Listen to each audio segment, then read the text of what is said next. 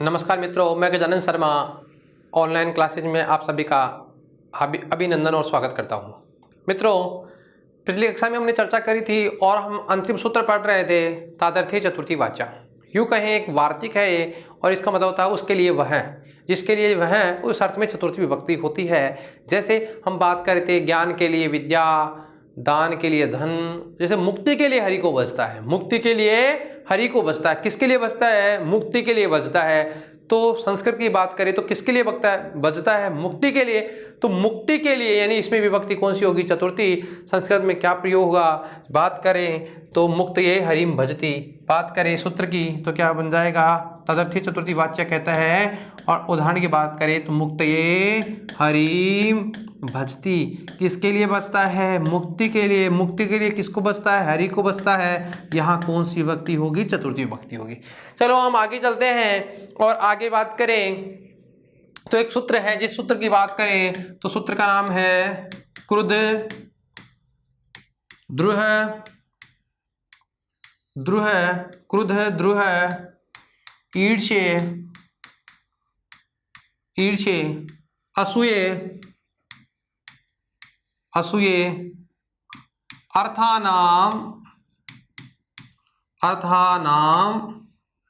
यम प्रतिकोपः।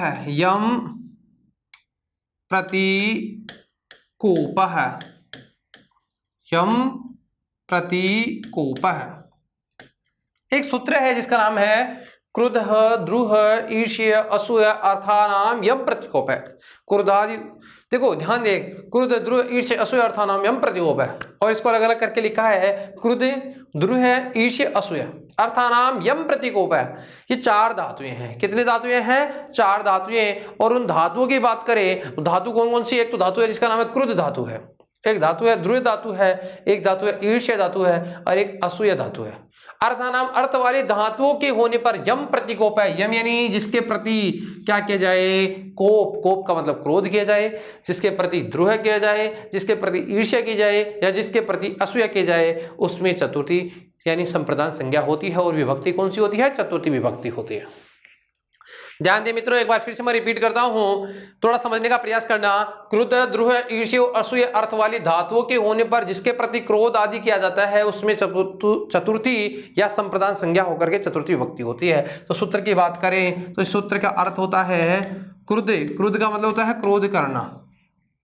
क्रुद्ध का मतलब क्या होता है? क्रुद्ध का मतलब होता है क्रोध करना। क्रुद्ध का मतलब क्या होता है? क्रोध करना। ठीक है। बात करें द्रुह, और द्रुह का मतलब होता है द्रोह करना। द्रोह का मतलब अंदर अंदर क्या होता है? द्रोह या विद्रोह करना। ठीक है, आगे चलते हैं। ईर्ष्य, एक शब्द कौन सा है? ईर्ष्य। और ईर्ष्य की बात करें तो ईर्ष्य का मतलब होता है ईर्ष्या करना। ईर्ष्य का मतलब क्या होता है? ईर्ष्या करना। ठीक है, एक शब्द है या धातु है, जिस धातु की हम बात करें तो उस धातु का नाम है असूय। और असूय का मतलब होता है गुणों में दोष निकालना। गुणों में क्या करना? दोष निकालना। किसी व्यक्ति में अच्छाइयाँ ही अच्छाइयाँ हैं लेकिन फिर भी उसमें से क्या निकालना? दोष निकालना। कितनी धातुएं हो गई? चार। कौन कौन सी है? क्रुद्ध, द्रुह, ईर्ष्य और असूय। क्रुद्ध का मतलब होता है क्रोध करना, द्रुह का मतलब द्रोह करना, ईर्ष्य मतलब ईर्ष्या करना, असूय यानी गुणों में दोष निकालना। यम प्रतिकोप है, जिसके प्रति किया जाता है, जिसके प्रति क्रोध किया जाता है, जिसके प्रति ईर्ष्या की जाती है, जिसके प्रति द्रोह किया जाता है और जिसके गुणों में दोष निकाला जाता है, उसमें चतुर्थी विभक्ति होती है। यूं कहें उसकी संप्रदान संज्ञा होती है। किन की होती है? जिसके प्रति ये सारा होता है, जिसके प्रति क्रोध होता है, जिसके प्रति द्रोह होता है, जिसके प्रति ईर्ष्या होती है, जिसके प्रति गुणों में दोष होता है। तो सूत्रार्थ की बात करें तो सूत्र का जो अर्थ है वो ये कहता है, सूत्रार्थ की बात करें तो सूत्र का अर्थ हुआ कि क्रुद्ध द्रुह ईर्ष्य असूय अर्थ वाली धातुओं के होने पर, अर्थ वाली धातुओं के होने पर जिसके प्रति कोप, कोप का मतलब होता है क्रोध, जिसके प्रति कोप यानी क्रोध, द्रोह है, ईर्ष्या, असूया है, क्रोध, कोप किया जाए उसकी संप्रदान संज्ञा होती है, उसकी संप्रदान संज्ञा होती है, उसकी संप्रदान संज्ञा होती है। ठीक है, बात करें इनमें जिसके प्रति को क्रोध, ईर्ष्या, असूया या गुण जो भी किया जाता है, क्रोध, द्रोह, ईर्ष्या, असूया किया जाए उसकी संप्रदान संज्ञा होती है। चारों की बात करें तो बात करें, पहला कौन सा है? क्रोध, दूसरा है द्रोह, तीसरा है ईर्ष्या और चौथा है असूया। ये चार धातुएं हैं जिसके साथ में आएगी और जिसके प्रति क्रोध आदि किया जाता है उसमें कौन सी विभक्ति होगी? चतुर्थी विभक्ति होगी।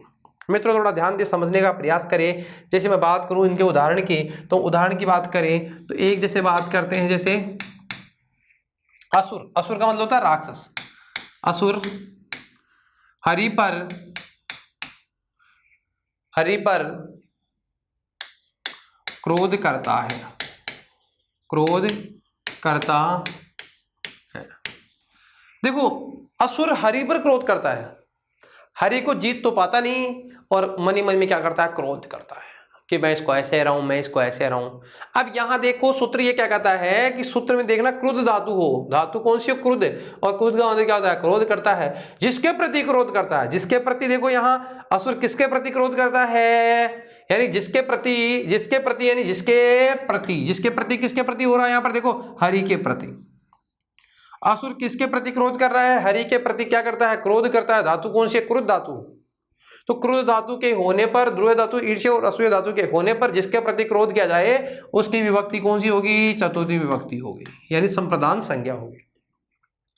देखिए जो हरि शब्द है, अब यहां बात करें असुर, और असुर की संस्कृत क्या होगी? असुरा है, असुर है। किसके ऊपर करता है? हरि पे, तो हरि की संस्कृत क्या बनेगी? चतुर्थी में हर ये है। और धातु की बात करें तो क्रुद्ध, और क्या बन जाएगा? क्रुध्यति। मैं ये कहूं कि जो राक्षस है या असुर है वह हरि पर क्या करता है? क्रोध करता है, इसलिए हरि में कौन सी विभक्ति हो गई? संप्रदान संज्ञा, और संप्रदान संज्ञा होने के बाद में विभक्ति कौन सी हो गई? चतुर्थी विभक्ति होगी। यहां ये कहे नहीं क्रोध ही नहीं करता है, वह तो ईर्ष्या भी करता है हरि से, और द्रोह भी करता है, और के गुणों में दोष भी निकालता है। तो मैं ये कहूं, इसी वाक्य की बात करें तो क्या क्या बन जाएगा?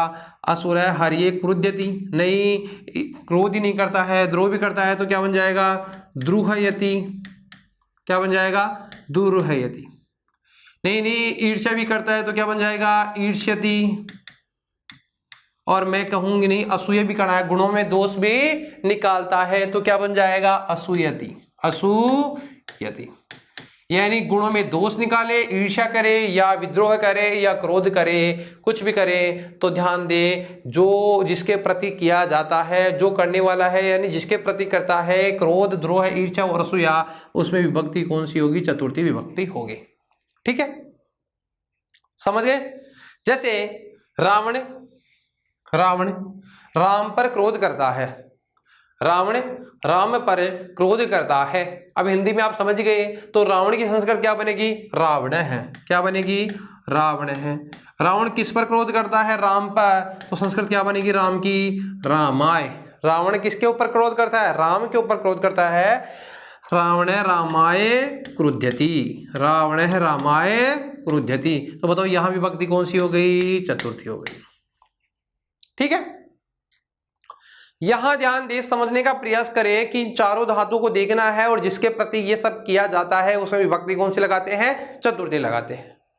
रावण राम भी करता है, क्रोध करता है, द्रोह करता है, जो भी ईर्ष्या करता है, असूया करता है, विभक्ति कौन सी हो रही है? चतुर्थी हो रही है। ठीक है, जैसे सिपाही है, सिपाही, और सिपाही क्या करता है? चोर पर क्रोध करता है।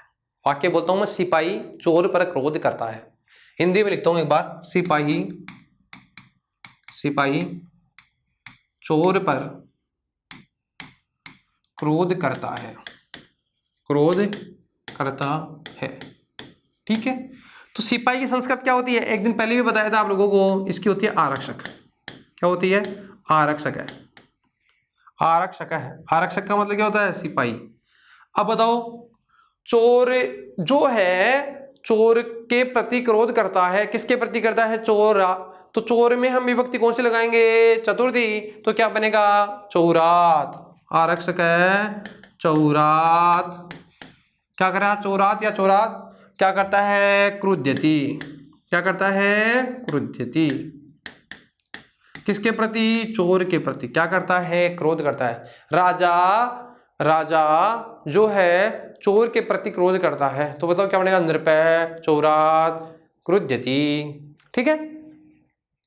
अब मैं ये कहूं कि क्रोधयति की जगह यहां द्रुह्यति भी हो सकता है। क्या हो सकता है? द्रुह्यति भी हो सकता है। तो बात करें तो अन्य कोई उदाहरण की जैसे बात करें, जैसे सज्जना। सज्जन जो व्यक्ति होता है मूर्ख व्यक्तियों पर या मूर्ख व्यक्ति सज्जनों पर क्या करते हैं? द्रोह करते हैं। यानी मूर्ख व्यक्ति सज्जन व्यक्ति पर क्या करते हैं? द्रोह करते हैं या विद्रोह की भावना रखते हैं। सज्जनों के प्रति क्या रखते हैं? द्रोह रखते हैं। तो जैसे दुर्जना कहें या मूर्खा कहें, तो बताओ दुर्जन व्यक्ति सज्जन के प्रति क्या रखता है? द्रोह रखता है। दुर्जन के प्रति क्या रखता है? द्रोह रखता है। कौन? सज्जन। तो बताओ सज्जन की संस्कृति क्या होगी? सज्जना। ठीक है, सज्जना यानी सज्जना। अब पहले मैं बात करूं सज्जन के बाद नहीं, यहां एक कोई वाक्य के रूप में यदि कोई मौजूदा है तो यहां समझने का बात करें, जैसे दुर्जनाहा। दुर्जनाहा यानी दुर्जन जो व्यक्ति हैं, तो क्या करेगा? सज्जनेभ्य, सज्जनेभ्य सज्जनों के प्रति क्या करता है? द्रुह्यन्ति। द्रुह्यन्ति। द्रुह धातु से बताओ, दुर्जना सज्जनेभ्य द्रुह्यन्ति। सज्जनों के प्रति क्या करता है? द्रोह रखता है। यहां सब देखो किसके प्रति रखता है? दुर्जन सज्जन के प्रति क्या रखता है? द्रोह रखता है। तो यहां शब्द देखिए, सज्जन में हमने विभक्ति कौन सी का प्रयोग किया है? चतुर्थी विभक्ति का प्रयोग किया है। अन्य उदाहरण की बात करें, जैसे मूर्खा, मूर्ख व्यक्ति, मूर्ख व्यक्ति। ठीक है, मूर्ख व्यक्ति क्या करते हैं? गुणवान व्यक्ति में या गुणवान से ईर्ष्या रखते हैं। मूर्ख गुणवान से क्या करते हैं? ईर्ष्या रखते हैं। तो मूर्खा, तो गुणवान की संस्कृति क्या बनेगी? गुणिभ्य। मूर्खा गुणिभ्य ईर्ष्यन्ति। गुणवान व्यक्ति से क्या करते हैं? ईर्ष्या रखते हैं। तो क्या बन जाएगा? ईर्ष्यन्ति। बताओ शब्द क्या है? मूर्ख। तो या क्रुद्ध हो, द्रुह हो, चाहे ईर्ष्य हो, शब्द आपको ध्यान रखना है कि जिसके प्रति ये कार्य होता है उसमें विभक्ति कौन सी होती है? चतुर्थी होती है। तो मूर्खा गुणिभ्य ईर्ष्यन्ति। मूर्ख व्यक्ति गुणवान के प्रति ईर्ष्या रखता है। किसके प्रति रखता है? गुणवान के प्रति क्या रखता है? ईर्ष्या रखता है। आगे उदाहरण की ओर बात करें, एक हिंदी में लिखता हूं, जैसे विनोद मेरे गुणों में दोष निकालता है। दोष निकालता है, निकालता है, निकालता है। ध्यान दे, विनोद मेरे में किसके प्रति? मेरे प्रति। अब बताओ किसके प्रति? मेरे प्रति। और मेरे का मतलब मैं, और मैं के लिए एक शब्द का प्रयोग किया था, हम लोगों ने पढ़ा था, चर्चा की थी, अस्मत् शब्द। अस्मत् का मतलब होता है मैं। तो विनोद मेरे में या मेरे गुणों में क्या निकालता है? दोष निकालता है। तो बात करें शब्द की विनोद, तो विनोद की संस्कृत क्या होगी? विनोद ही होगी। तो विनोद है। अब बताओ चतुर्थी विभक्ति में मेरे में क्या बनेगा? अब अस्मत् शब्द हमें पता होना चाहिए। अस्मत् का मतलब होता है मैं, और इनके बारे में तभी हमने पहले चर्चा की थी। तो अहम, अवाम, वयाम, माम, अवाम, अस्मान, मया, अवाभ्याम, अस्मभ्यम, मह्यम, अवाभ्यम। तो ध्यान दे, अभी हमने चर्चा की तो मह्यम शब्द क्या बनेगा? मह्यम। तो चतुर्थी के एक वचन में क्या बनता है? विनोद मह्यम। विनोद मह्यम। तो मह्यम यानी अब बताओ गुणों में दोष निकालता है, उसके लिए असूय धातु का प्रयोग करेंगे तो शब्द क्या बन जाएगा? असूयति। असूयति। शब्द देखो चतुर्थी के एक वचन में क्या बनता है? मह्यम, और शब्द में हम विभक्ति कौन सी लगा दी है? चतुर्थी। ठीक है, बात करें, सूत्र ये कहता है कि यदि क्रुद्ध, द्रुह, ईर्ष्य, असूय इन चार अर्थ वाली धातु के होने पर जिसके प्रति क्रोध किया जाए, जिसके प्रति विद्रोह किया जाए, जिसके प्रति ईर्ष्या रखी जाए, जिसके गुणों में दोष निकाला जाए, उनमें चतुर्थी विभक्ति होती है। तो शब्द में देखो विनोद है, मह्यम, असूयति। और मैं बात करूं यदि एक ही उदाहरण के माध्यम से हम चारों को समझना चाहे, असुर हरि पर क्रोध करता है, द्रोह करता है, ईर्ष्या करता है और असूया करता है। तो शब्द देखो असुर है, हर्ये, क्रुध्यति, द्रोहयति, ईर्ष्यति, असूयति। ठीक है, आगे एक विभक्ति की बात करें यहां चतुर्थी विभक्ति में, तो एक हमारा जो सूत्र है उपपद विभक्ति है, चतुर्थी उपपद विभक्ति यानी योग विभक्ति है। और इस योग विभक्ति की बात करें तो बहुत महत्वपूर्ण है, और सूत्र की बात करें तो थोड़ा सूत्र ध्यान से समझने का प्रयास करें, ये भी बहुत महत्वपूर्ण है और रीट के पाठ्यक्रम में तो बहुत महत्वपूर्ण है। और सूत्र की बात करें तो सूत्र कौन सा है? नमः, स्वस्ति, स्वाहा, स्वधा, स्वधा, नमः, स्वस्ति, स्वधा, अलम, वसट, योगाच। देखो क्या लिखा है, योगाच, च, योगाच। ठीक है, दोबारा रिपीट करता हूं मैं एक बार, योगाच। सूत्र देखो क्या लिखा है, उपपद विभक्ति योग में, तो योग मतलब उपपद विभक्तियां योग वाली विभक्तियां हैं, यानी इनके योग में विभक्ति कौन सी लगाएंगे? चतुर्थी विभक्ति लगाएंगे। तो इसे कह सकते हैं उपपद विभक्ति।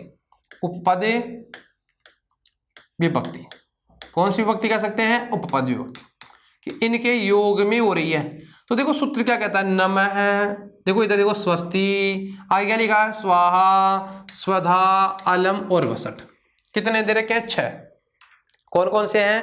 नमः, स्वस्ति, स्वाहा, स्वधा, अलम और वसट। ठीक है, कौन कौन से हैं? नमः, स्वस्ति, स्वाहा, स्वधा, अलम, वसट, योगाच। इनके योग में कौन सी विभक्ति होगी? चतुर्थी विभक्ति होगी। किनके योग में? नमः के योग में, स्वस्ति के योग में, स्वाहा के योग में, स्वधा के योग में, अलम के योग में और वसट के योग में।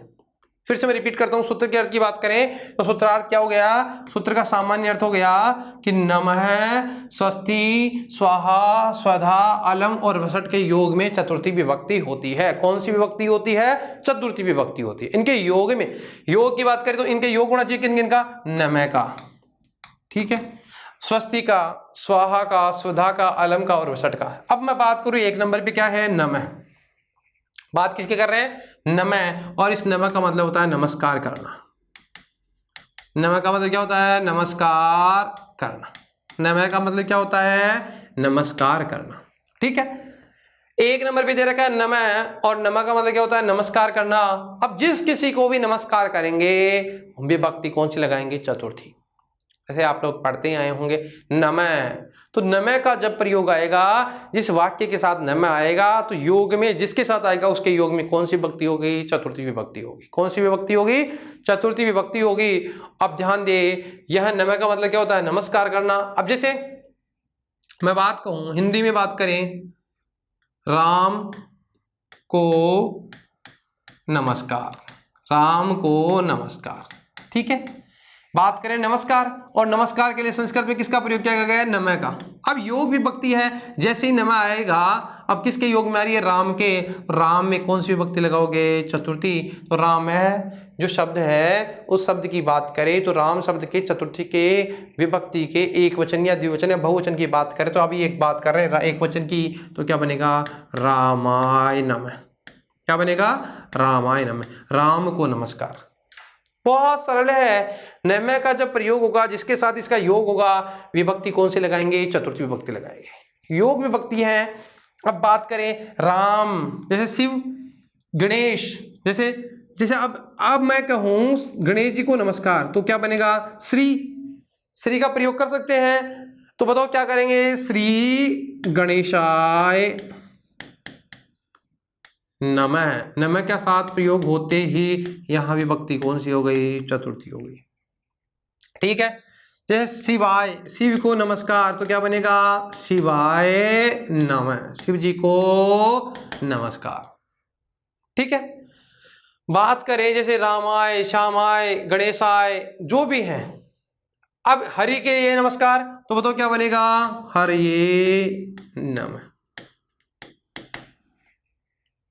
ठीक है, जैसे हनुमान जी को नमस्कार, तो क्या बनेगा, हनुमत जो शब्द है उसके चतुर्थी के एक वचन में क्या बनता है, हनुमते नमः। क्या बनेगा, हनुमते नमः।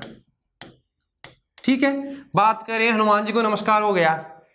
बात करें जैसे लक्ष्मी या सरस्वती माता को नमस्कार, तो बताओ क्या बनेगा, सरस्वती नमः। क्या बनेगा, सरस्वती नमः। ठीक है। नमः के योग में हमेशा चतुर्थी विभक्ति होगी। कौन सी विभक्ति होगी, चतुर्थी विभक्ति। पहला नियम क्या था, नमः, एक शब्द दिया गया है, नमः के योग में कौन सी विभक्ति लगाएंगे, चतुर्थी विभक्ति लगाएंगे। दूसरी बात करें, दूसरे नंबर पे देखा दे रखा है स्वस्ति। क्या दे रखा है, स्वस्ति, और स्वस्ति के योग में भी कौन सी विभक्ति होती है, चतुर्थी विभक्ति होती है। और स्वस्ति का मतलब होता है कल्याण। स्वस्ति का मतलब क्या होता है, कल्याण। स्वस्ति का मतलब क्या होता है, कल्याण। अब कल्याण या तो सभी का कल्याण हो, या प्रजा का कल्याण हो, या मानव का कल्याण हो। तो मैं ये कहूं जिसका भी कल्याण हो। अब शब्द आएगा कौन सा, स्वस्ति, और जैसे स्वस्ति शब्द का प्रयोग होगा और विभक्ति कौन सी लगेगी, चतुर्थी। किसमें, जिसके साथ इसका क्या होगा, योग। यानी योग होने पर, स्वस्ति का योग होने पर चतुर्थी विभक्ति होती है। कौन सी विभक्ति होती है, चतुर्थी विभक्ति होती है। जैसे बात करें मानव का या सभी का कल्याण हो, तो क्या हो, सभी का कल्याण हो। ठीक है। अब बताओ जो कल्याण जो शब्द है इसके लिए किसका प्रयोग किया गया है, स्वस्ति का। क्या किसका प्रयोग किया गया है, स्वस्ति का। और सभी के लिए सर्व शब्द का प्रयोग किया गया है, तो बहुवचन का प्रयोग है, तो क्या बनेगा, सर्वेभ्य स्वस्ति। बताइए कौन सी विभक्ति हो गई, चतुर्थी विभक्ति। सभी का क्या हो, कल्याण हो, शब्द क्या बन गया, सर्वेभ्य स्वस्ति। प्रजा का कल्याण हो तो क्या बनेगा, प्रजाभ्य स्वस्ति। ठीक है, कोई समस्या ही नहीं है। क्यों, स्वस्ति का प्रयोग होने पर इसमें कौन सी विभक्ति होती है, चतुर्थी। मानव का कल्याण हो तो क्या बनेगा, मानवेभ्य स्वस्ति। तो स्वस्ति का प्रयोग होने पर, स्वस्ति का मतलब होता है कल्याण होना, और स्वस्ति का प्रयोग होने पर विभक्ति कौन सी होती है, चतुर्थी विभक्ति, नमः स्वस्ति। तीसरे नंबर पे बात करें तो तीसरे नंबर पे है स्वाहा। स्वाहा, और इस स्वाहा का मतलब होता है आहुति देना। क्या होता है, आहुति देना। और यहाँ आहुति की जो बात हो रही है, यह आहुति किन के लिए है, देवताओं के लिए आहुति है। बात करें आहुति किन के लिए है, देवताओं के लिए आहुति देना। किसकी बात कर रहे हैं, देवताओं के लिए बात कर रहे हैं, और देवताओं को क्या देना, आहुति देना। और इसका मतलब क्या है, स्वाहा। स्वाहा का मतलब क्या होता है, देवताओं के लिए आहुति देना। आप लोगों ने सुना ही होगा, स्वाहा स्वाहा ऐसे करते हैं ना। स्वाहा का मतलब क्या होता है, आहुति देना। और यहाँ आहुति किनको दी जाती है, देवताओं को दी जाती है। ठीक है। जैसे अग्नि देवता जो है, अग्नि देवता के लिए आहुति देना, या अग्नि देवता को आहुति देना। किसको देना आहुति, अग्नि देवता को। अब आहुति देने के लिए संस्कृत में इसका प्रयोग किया गया है, स्वाहा का। किसका प्रयोग किया गया है, स्वाहा का। और जैसे इसका प्रयोग होगा, जिसके साथ इसका योग होगा, विभक्ति कौन सी होगी, चतुर्थी होगी। बात करें जैसे स्वाहा, ठीक है, स्वाहा आ गया। अब किसको, अग्नि को स्वाहा, अग्नि के लिए आहुति। किसके लिए आहुति है, अग्नि के लिए आहुति। बात करें अग्नि के लिए आहुति। ठीक है। अब अग्नि के लिए जो आहुति दे रहे हैं, अब बात करें किसकी, अग्नि के लिए है। योग किसके साथ हो रहा है, अग्नि के। तो शब्द क्या बन जाएगा, अग्नि स्वाहा। हरि के लिए आहुति है तो क्या बनेगा, हरये स्वाहा। ठीक है। जैसे शिवाय, शिव के लिए आहुति है तो क्या बनेगा, शिवाय स्वाहा। क्या बनेगा, शिवाय स्वाहा। जैसे बात करें इंद्र के लिए आहुति है, क्या बनेगा, इंद्र के लिए आहुति, या इंद्र को आहुति देते हैं तो क्या बनेगा, इंद्राय स्वाहा। इंद्राय स्वाहा। स्वाहा का मतलब होता है आहुति देना, और जिसके साथ इसका योग होगा, योग में होने से इसमें विभक्ति कौन सी हो जाएगी? चतुर्थी विभक्ति हो जाएगी। बात करें स्वाहा और स्वाहा का मतलब होता है आहुति देना, और आहुति किनको दी जाती है? यहाँ पर देवताओं को आहुति दी जाती है, और जब इनका योग होने पर, स्वाहा का योग होने पर विभक्ति कौन सी होगी? चतुर्थी विभक्ति होगी। मित्रों ध्यान दें, हमने 3 चीज पढ़ी है, नमः, स्वस्ति, स्वाहा।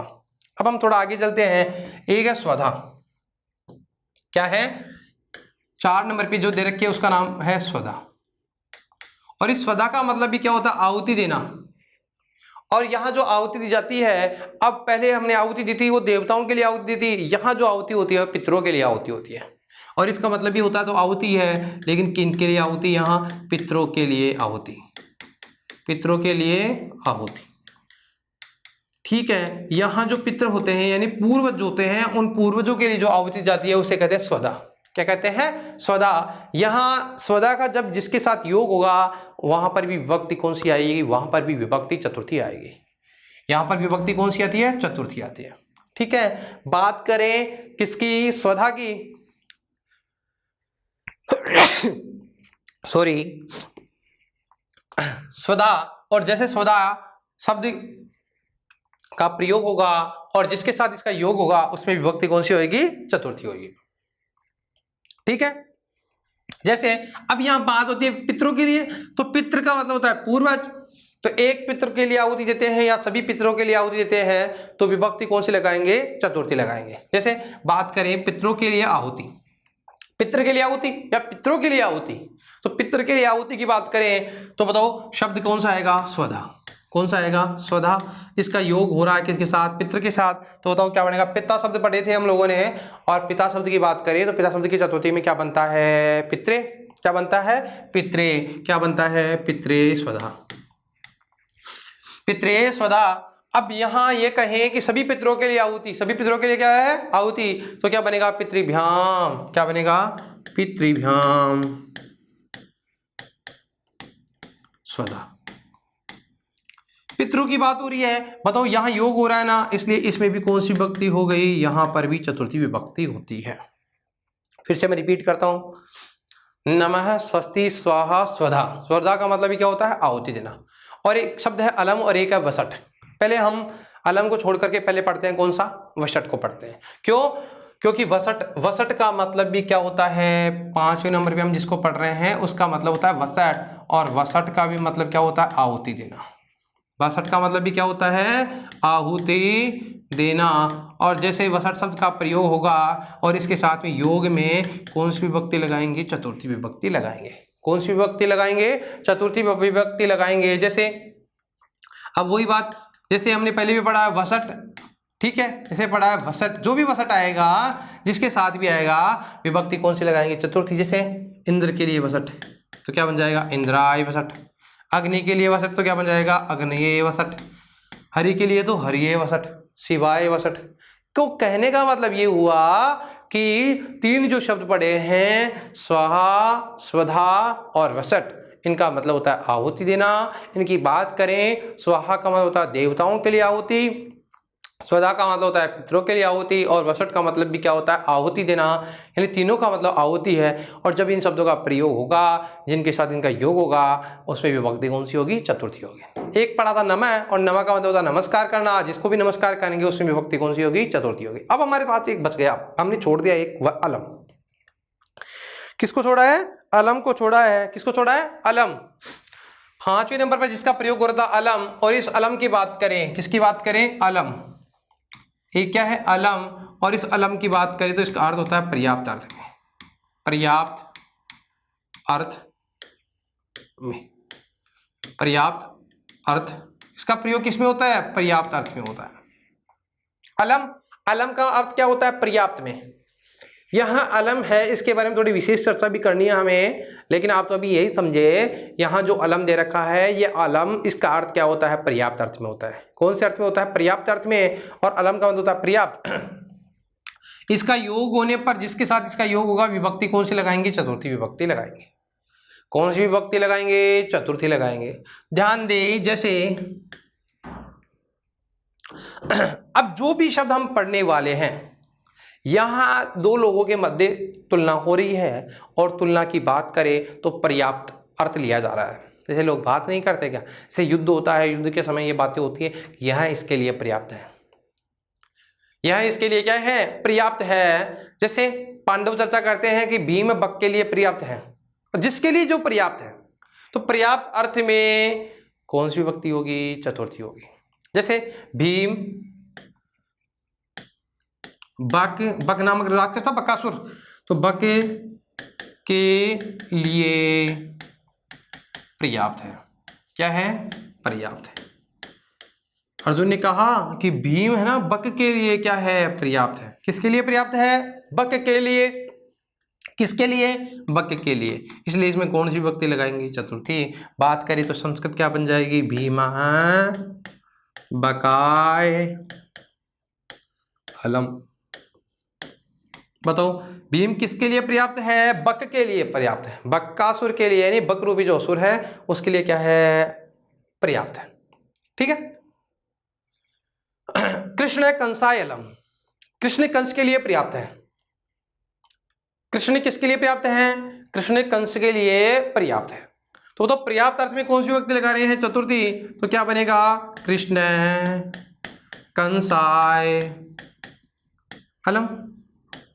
कृष्ण किसके लिए पर्याप्त है, कंस के लिए। बताओ यहां विभक्ति कौन सी हो रही है, चतुर्थी। जैसे राम रावणाय अलम, राम रावणाय अलम।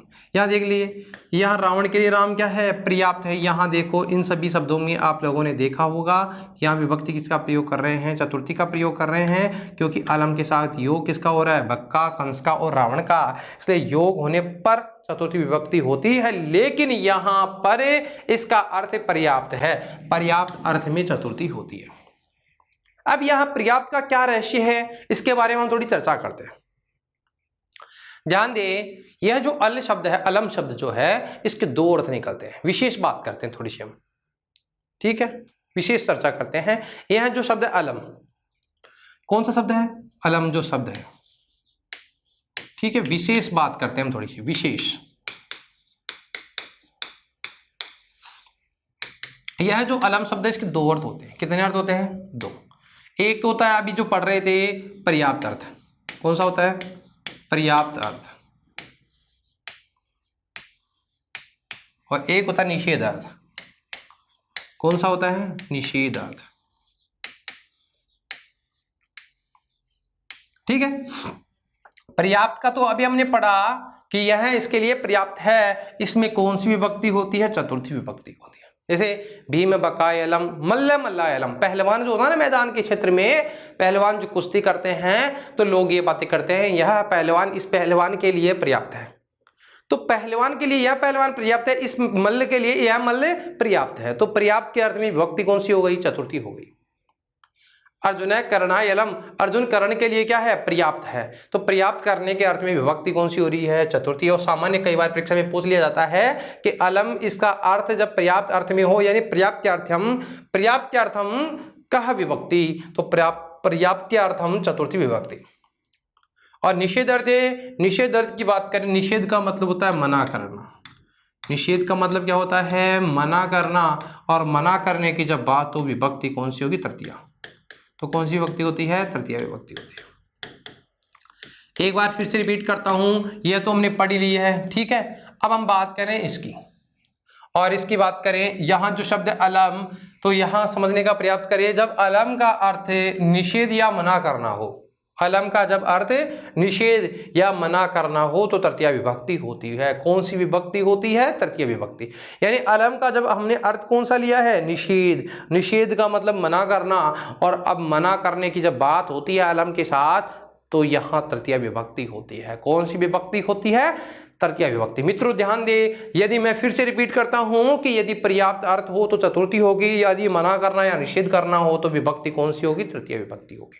विशेष लगा करके लिखे कि अलम का अर्थ जब निषेध या मना करना हो तो तृतीया विभक्ति होती है। जैसे जैसे इसकी बात करें, जैसे कोई कार्य बहुत देर से कर रहे हैं और आप लोग कहते हैं नहीं बंद करो इसको,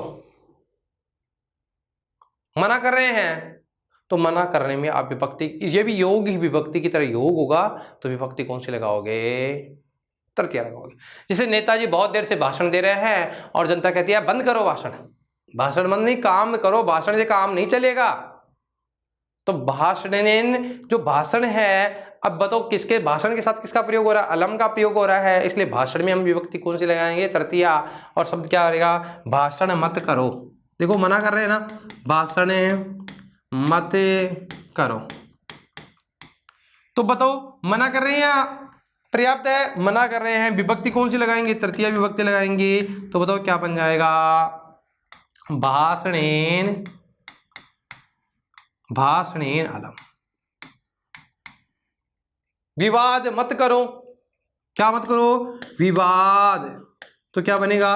विवादेन अलम, विवादेन अलम। नहीं, विवाद मत करो, विवाद मत करो। ठीक है, बात करें विवाद नहीं। अब कोई व्यक्ति किसी अच्छे पढ़ता रहता है या अध्ययन करता है, तो कोई दूसरा करके कहता है पढ़ाई बंद करो, पठन का कार्य या अध्ययन मत करो, तो उसको मना कर रहा है। जो मना करता है, जिसके साथ जिसका योग हो रहा है, जैसे मान लो पठनेन अलम, पढ़ना बंद करो, तो क्या बनेगा? पठनेन अलम। ठीक है, जैसे अध्ययनेन अलम, अध्ययनेन अलम। कहने का मतलब ये हुआ, यहाँ देखिए जो अलम है इसका योग इसके साथ हो रहा है, इसलिए यहाँ विभक्ति कौन सी हो रही है? तृतीय विभक्ति हो रही है। अलम का अर्थ जब मना करना या निषेध करना हो, सीधा सीधा प्रश्न पूछा जाता है, तो विभक्ति कौन सी होती है? तृतीया। और जब अलम का अर्थ पर्याप्त अर्थ में हो, तो विभक्ति कौन सी होती है? चतुर्थी। बात करें वाक्यों में, तो अलम का यदि मना करने के अर्थ में हो तो तृतीया लगाएंगे, और पर्याप्त अर्थ में विभक्ति कौन सी लगाएंगे? चतुर्थी। इसी के साथ हमारा यह सूत्र और इसी के साथ हमारी चतुर्थी विभक्ति समाप्त होती है। अभी हमने जिस सूत्र के बारे में चर्चा करती है वो सूत्र था नमः, स्वस्ति, स्वाहा, स्वधा, अलम, वषट, योगाच। इनके योग में विभक्ति कौन सी होती है? चतुर्थी होती है। ठीक है मित्रों, हम थोड़ा आगे बढ़ते हैं और एक हमारी विभक्ति की बात करें तो विभक्ति है पंचमी विभक्ति। विभक्ति कौन सी है? पंचमी विभक्ति। और उस कारक की बात करें तो कारक का नाम है अपादान कारक। कारक का नाम क्या है? अपादान कारक। और इस अपादान कारक की बात करें तो अपादान कारक में पंचमी विभक्ति होती है। कौन सी विभक्ति होती है? अपादान कारक में पंचमी विभक्ति होती है। कौन सी होती है? पंचमी विभक्ति होती है। किसमें विभक्ति होती है? पंचमी, अपादान कारक में। ठीक है, अब बात करें पंचमी विभक्ति। इस पंचमी विभक्ति के लिए एक सूत्र है, पंचमी विभक्ति विधायक सूत्र। पंचमी विभक्ति विधायक सूत्र है। तो इस सूत्र की बात करें तो सूत्र का नाम है अपादाने पंचमी। क्या नाम है? अपादाने पंचमी। देखिए सूत्र क्या कहता है? पंचमी विभक्ति होती है, किस सूत्र से होती है? अपादाने पंचमी।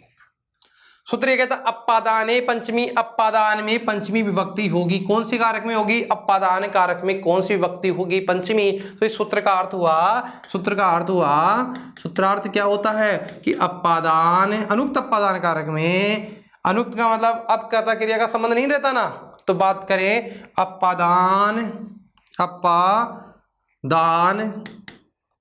कारक में, अपादान कारक में पंचमी विभक्ति होती है। पंचमी विभक्ति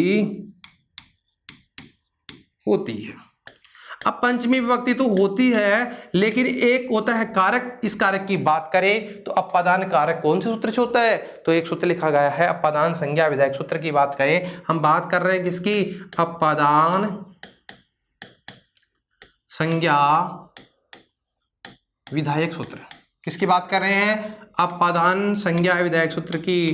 तो अपादान संज्ञा जिस सूत्र से होती है उस सूत्र का नाम है ध्रुवम अपाये अपादानम।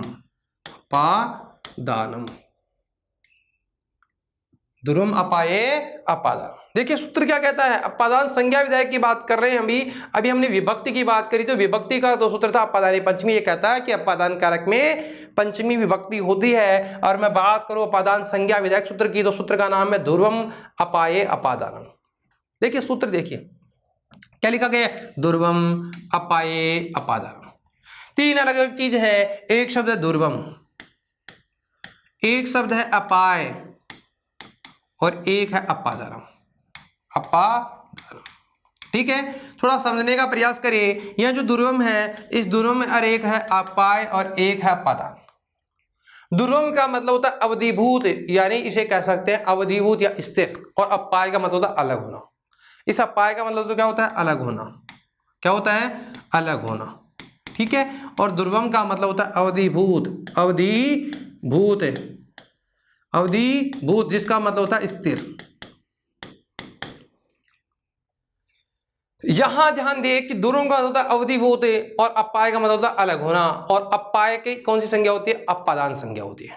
किसकी, अब यहां जो अवधिभूत होता है उस, देखो ध्रुवम अपाय अपादानम सूत्र कहता है ध्रुवम अपाय अपादानम। ध्रुवम का मतलब अवधिभूत यानी स्थिर होता है, जो निश्चित होता है, अटल होता है, शाश्वत होता है। जो अटल होता है उस अटल यानी यहां से कुछ अलग होता है। जो स्थिर होता है, यहां जो स्थिर होता है उसकी कौन सी संज्ञा होगी, अपादान संज्ञा होगी। थोड़ा सा रिपीट करता हूं, दोबारा समझने का प्रयास करें। तीन चीज है, ध्रुवम अपाय अपादानम। ध्रुवम का मतलब होता है अवधिभूत यानी स्थिर, और एक हो गया अपाय, एक होता है अपाय का मतलब अलग होना। दो चीजें हैं, एक तो स्थिर है और एक उससे कुछ अलग हो रही है। तो अलग होने को नहीं, जो अपनी जगह स्थिर है, जो अपनी अवधिभूत है, उसकी अपादान संज्ञा होगी। किसकी अपादान संज्ञा होगी, जो अवधिभूत है यानी निश्चित है, स्थिर है, अटल है, उसकी कौन सी संज्ञा होती है, अपादान संज्ञा होती है। यानी दो चीजों के, एक चीज जिससे अलग हो रही है, एक अपनी जगह स्थिर है, जो स्थिर है उसकी कौन सी संज्ञा हो जाएगी, अपादान संज्ञा हो जाएगी। कौन सी संज्ञा हो जाएगी, अपादान संज्ञा। और सूत्र यही कहता है कि ध्रुवम अपाय अपादानम, जो ध्रुवम है और जो एक अपाय है, जो ध्रुवम होता है, निश्चित होता है, स्थिर होता है, अवधिभूत होता है, उसकी अपादान संज्ञा होगी। कौन सी संज्ञा होगी, अपादान संज्ञा, ठीक है। अब इसके बाद ये हुई अलग होने के अर्थ में। अपाय का मतलब होता है अलग होना। तो सूत्र के अर्थ की बात करें तो सूत्र का अर्थ क्या हुआ, अलग होने के अर्थ में। और अलग होने के अर्थ में विभक्ति कौन सी होती है, पंचमी होती है। मित्रों ध्यान दे, थोड़ा समझने का प्रयास करें कि अलग होने के अर्थ में, अलग होने के अर्थ में, अलग होने के अर्थ में। अब अलग होने के अर्थ में जिससे अलग होता है, जिससे, अब जिससे किससे, जिससे, जिससे यानी किससे, अवधिभूत या स्थिर, जिससे यानी जो अवधिभूत स्थिर है, अटल है, जिससे अलग होता है। जिससे क्या होता है, अलग होता है, उसमें उसकी संप्रदान संज्ञा होती है। और संप्रदान संज्ञा होकर के पंचमी विभक्ति होती है, उसमें पंचमी विभक्ति होती है।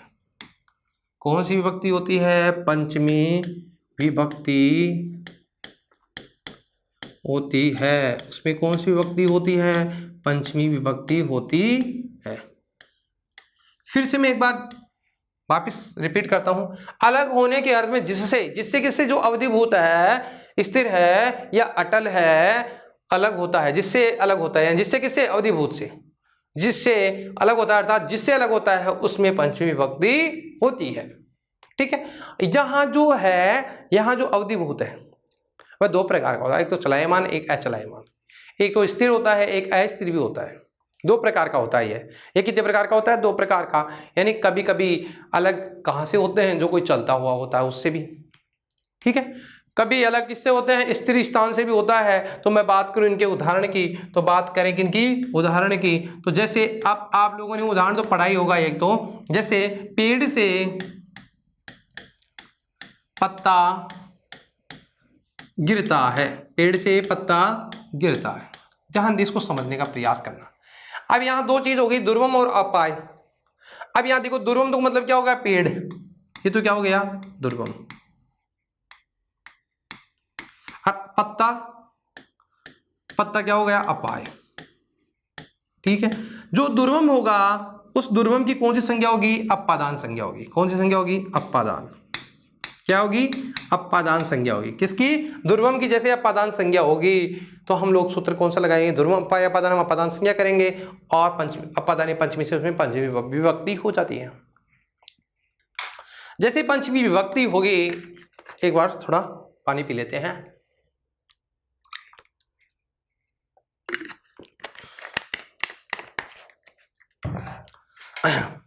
देखिए पंचमी विभक्ति होगी तो बताओ पेड़ से पत्ता गिरता है, सूत्र का अर्थ क्या आता है? अलग होने के अर्थ में, जहां से अलग होता है। सूत्र का अर्थ ये भी है। तो अलग होने के अर्थ में यह जो पत्ता है किससे अलग हो रहा है? पेड़ से अलग हो रहा है। अलग होने के अर्थ में जिससे अलग हो रहा है, किससे अलग हो रहा है? पेड़ से अलग हो रहा है। किससे अलग हो रहा है? पेड़ से। इसलिए पेड़ में कौन सी विभक्ति हो गई? पंचमी विभक्ति हो गई। ठीक है, पंचमी विभक्ति लगाएंगे, शब्द क्या है? वृक्ष, और शब्द क्या बन जाएगा? वृक्षात। पेड़ से पत्ता गिरता है, एक पत्ता गिरता है, तो वृक्षात पत्रम पतति। पतति यानी क्या होता है? गिरता है। बताओ यहाँ अलग होने के अर्थ में यहाँ पर कौन सी विभक्ति हो गई? पंचमी विभक्ति हो गई। अगर मैं कहूँ पेड़ से पत्ते गिरते हैं, तूफान आया और पेड़ के पूरे पत्ते ही ले गया, पेड़ के पूरे पत्ते ही ले गया, तो बताओ यहाँ क्या बन जाएगा? वही शब्द रहेगा, लेकिन वृक्ष का क्या बनेगा? वृक्षात ही रहेगा। लेकिन पत्रम नहीं, अब क्या है? पत्राणी। पत्रम पत्रे पत्राणी, और बहुवचन का प्रयोग कर रहे हैं, बहुत सारे पत्ते, तो क्या बन जाएगा? पतंती। वृक्षात पत्रम पतति और वृक्षात पत्राणि पतंती। पेड़ से पत्ते गिरते हैं, पेड़ से पत्ता गिरता है, पेड़ से पत्ते गिरते हैं। देखिए अलग होने के अर्थ में यहाँ पर हमने कौन सी विभक्ति करी है? पंचमी। जहां से अलग होता है वहां से भी विभक्ति कौन सी करेंगे? पंचमी। ठीक है, ध्यान दे। अब यहां थोड़ा समझने का ये प्रयास करना कि अब एक अन्य उदाहरण की मैं बात करता हूं। यहां जो आपने देखा है वृक्ष जो शब्द है वो स्थिर है, लेकिन यहां जो अपादान होता है कभी कभी वह, यानी जहां की हम अवधिभूत की इसकी बात कर रहे थे, ये दो प्रकार का होता है, एक तो स्थिर एक अस्थिर, एक तो चलायमान एक अचलायमान। ठीक है, अब यहां देखना एक उदाहरण की बात करता हूं। जैसे मैं दौड़ते हुए घोड़े से गिरता है। दौड़ते हुए घोड़े से गिरता है। देखिए दौड़ते हुए घोड़े से क्या करता है? गिरता है। अब हमें यह देखना है कि अलग कहां से होता है। अलग कहां से हो रहा है? घोड़े से अलग हो रहा है। कहां से हो रहा है? घोड़े से। अब यहां अलग घोड़े से हो रहा है तो विभक्ति किस में होगी? इसमें होगी। ठीक है, अब यहां ध्यान दे कि जैसे अब यहां जो शब्द है इससे पहले क्या किया गया? दौड़ता हुआ है। घोड़ा स्थिर नहीं है, अस्थिर है, चलता है, बहुत तेज चलता है, लेकिन जो धावक है वह तो उसके ऊपर से गिर गया। धावक तो क्या कर गया? उसके ऊपर से गिर गया। जो उसके ऊपर बैठा था वह गिर गया, लेकिन वह उस घोड़े से अलग तो हो गया। तो अलग जिससे होगा उसमें विभक्ति कौन सी लगाएंगे? पंचमी। तो यूं कहूं मैं इसके आगे और जोड़ दे जैसे धावक, तो क्या बन जाएगा? धावक।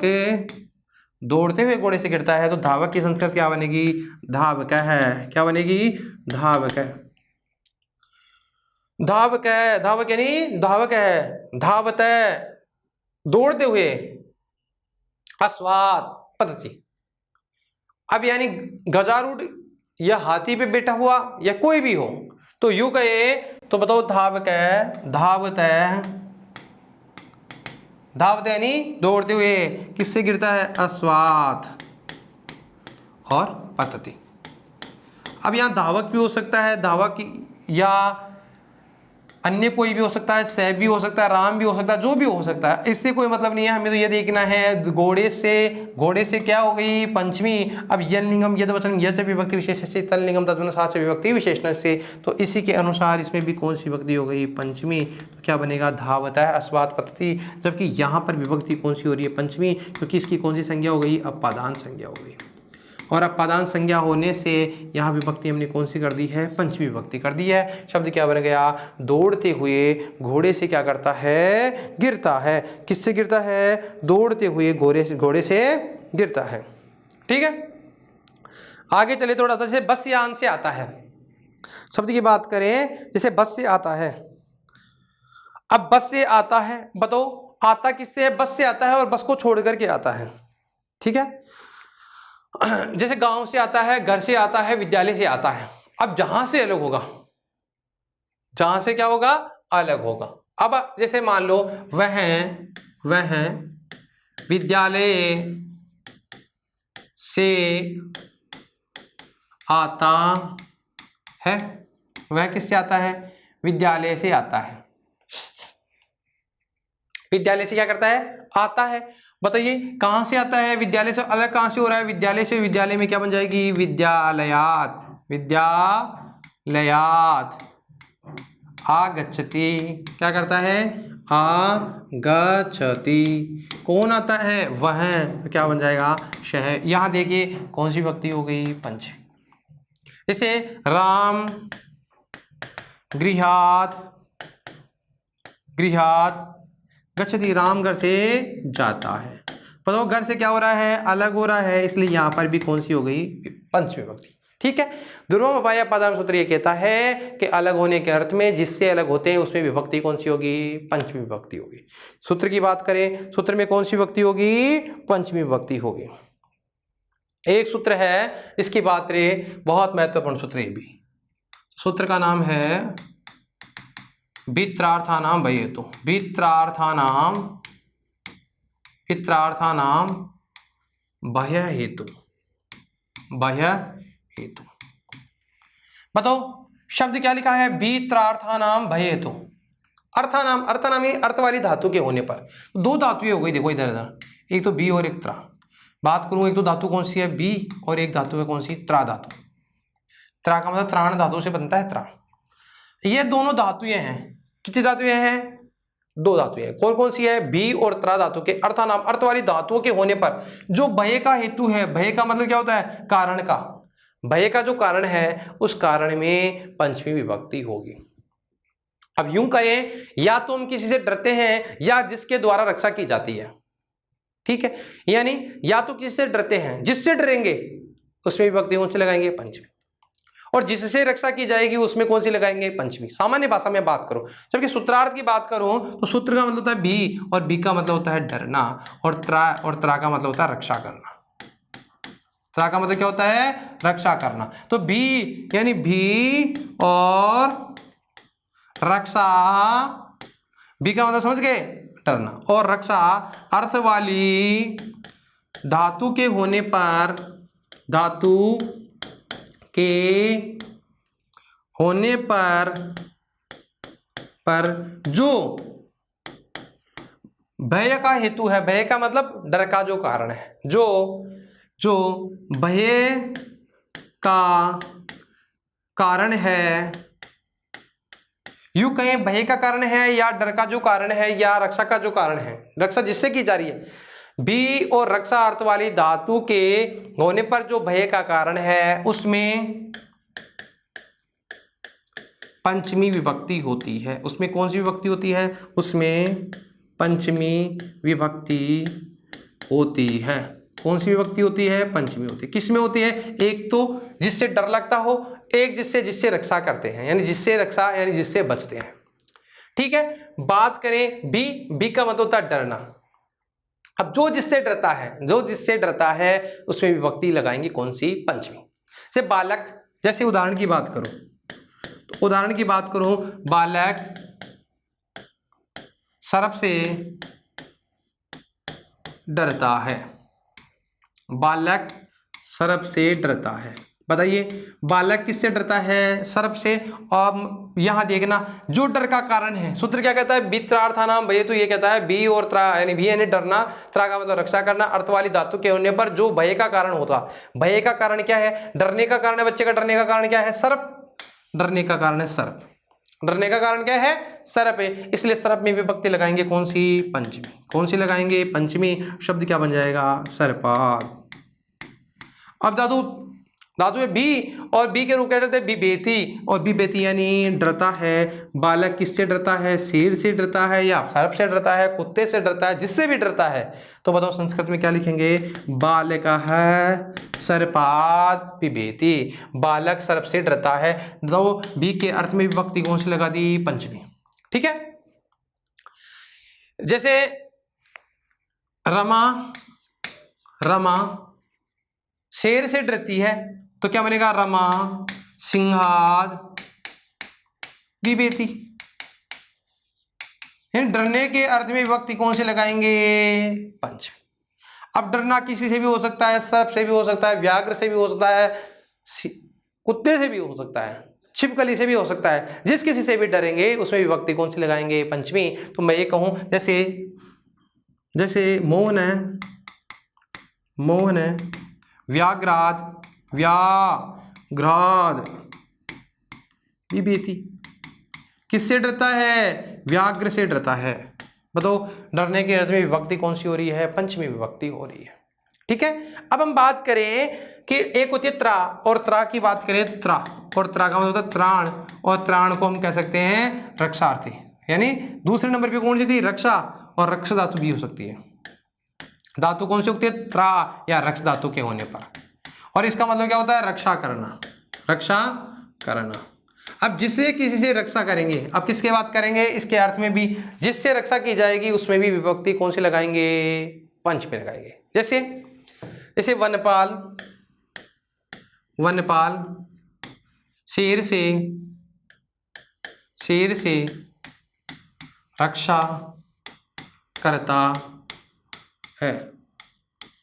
वनपाल क्या करता है? शेर से रक्षा करता है। संस्कृत में बात करें तो वनपाल की संस्कृत क्या होगी? वनपाल है। क्या बनेगी? वनपाल है। किससे रक्षा करता है? शेर से रक्षा करता है।